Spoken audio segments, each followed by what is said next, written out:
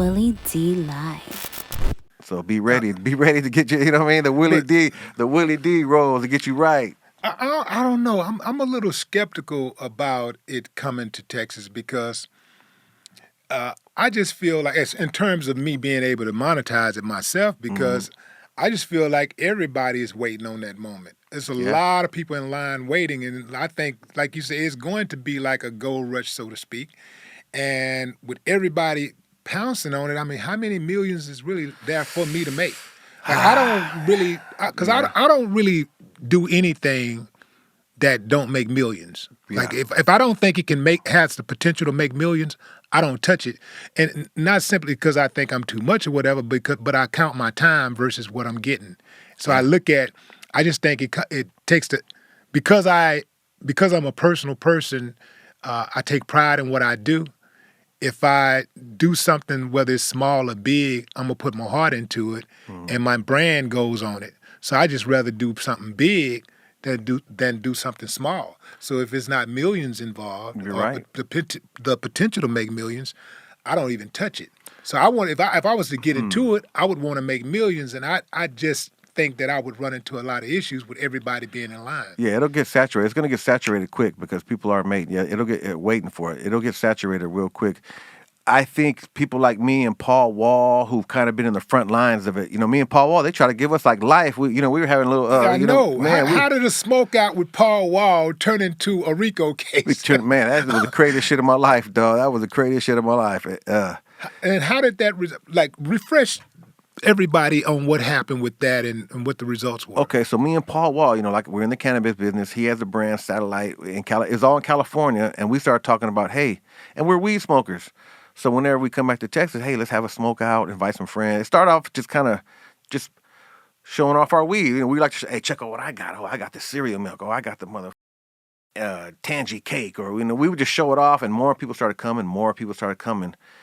And it went from like 30 people to like 300 people. And y'all were doing this weekly or what? Nah, we would do it like maybe once every month. Yeah, whenever we feel like, hey, let's find a spot. Because we did it in a couple studios before. We damn near burned it. I mean, so many people started showing up. Bruce was like, man, fire started and shit. So I don't know what the fuck. They started a fire over here. He was like, man, you Shout can't out to Bruce, man. Bruce Bang, that's right. We can't have these over here no more, Bash. I'm like, all right. So we started finding other places. And it was basically just a show off of our new strands of what we're smoking in California. But come to find out, a lot of people had weed out here to show off. So it started getting big. And somebody must have called the cops and said, hey, they're having pot parties, because that's what they're on the news. They're saying, yeah, Baby Bash and Paul Wall's having pot parties, which was pretty dope. I like that. I mean, it's kind of pretty tight at the time. But yeah, they came in with like masks. They came in with rifles, gun, laid everybody down. They came into where? We were at a smoke shop. Okay. So we were at a smoke shop. How many people were there? See, it was towards the end, so I was getting ready to leave. I was coming out, getting ready to leave. We had like a food truck in the back. It was like set up nice. There was probably maybe about 100 people left. It probably peaked at 3, but probably by the end of the night it was at 100. I was getting ready to walk out, so I walk out the back. I was parked in the back, got into my truck, got in, started up. All of a sudden, the flashlight and the guns at my face. Freeze. I look over here. I said, "Oh shit!" Did they use the word freeze? Freeze. They said freeze. Freeze, like I was a mother Starsky and Hutch back in the old school. Freeze. Boy, if that ain't 1960s. And I froze like a. I looked. Freeze. Yeah, it was like some mother Starsky and Hutch shit. Next thing you know, I see a bunch of dudes that look like ninjas, right, just running by me, and you hear them because you can hear them stomping, right? They're all dressed in black with masks and shit. Like, so what the? So first I'm thinking, oh, they're jacking us, dude. They're gonna rob this old mother. And then on the back of their shirts, Houston police, right? I'm like, what the? And now I know who this is, because I couldn't tell because the flashlight was in my face. I couldn't see, and these mother running by.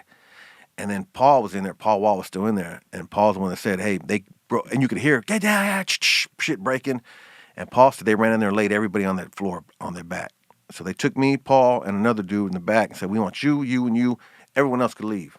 Everyone empty your pocket. They made everybody empty their pocket. Oh, this is what fucked up. Everybody in there that was left, they made them all empty their pockets and throw everything in a pile. They had peel, they had black tar, they had coke, meth, they had all kind of drugs in these motherfuckers.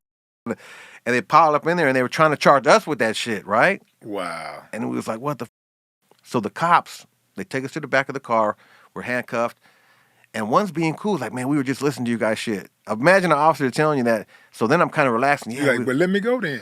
I mean, yeah, you know what I'm talking about. I'm just smoking some weed, right? I had no clue about a RICO Act and a fucking organized crime thing, right? I had no clue about that shit. And the guy comes out and he said, let me see if we can get you guys, out by the, handcuffed and ready to go after we check everything out. So we're chilling.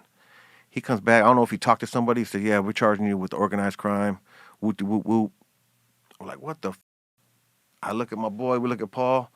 Paul looks at me like, man, this is some serious shit. And these two dudes, two cops, they're kind of younger. They said, we'll take him in, right? This is weird, too.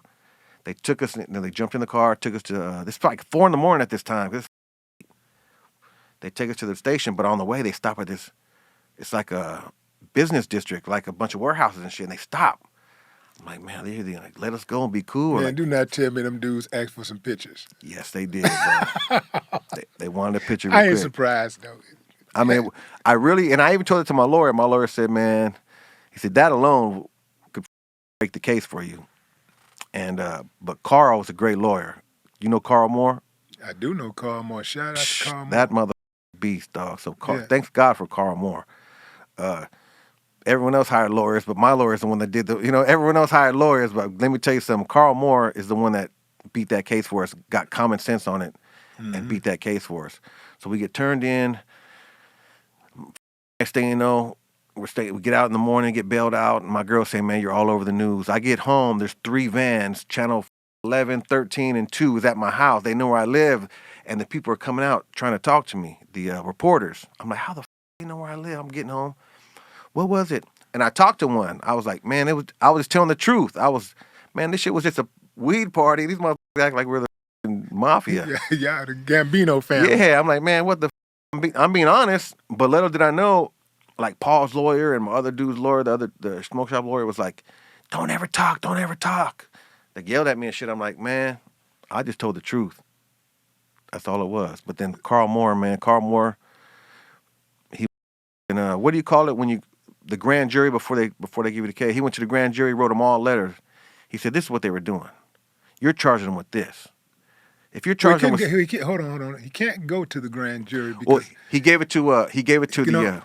Because only the DA can. Yeah, he gave it to the DA. To the grand jury. And the DA was cool enough because they knew each other. They went to school together. Thank God. But she was gracious enough to give him all the letter. Hey, from us, we want to give the letter to the grand jury, and it said, hey, these motherfuckers are just smoking weed. Yeah, they shouldn't be smoking weed. Yeah, get them in trouble for that. But you're trying to give them life for this shit. They ain't no money getting involved. You know what I mean?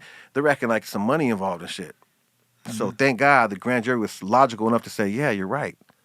It wasn't this. There was no evidence about it. It was this. So they shut it down. And Thank God for that, man. Carl Moore, man. We love you, man.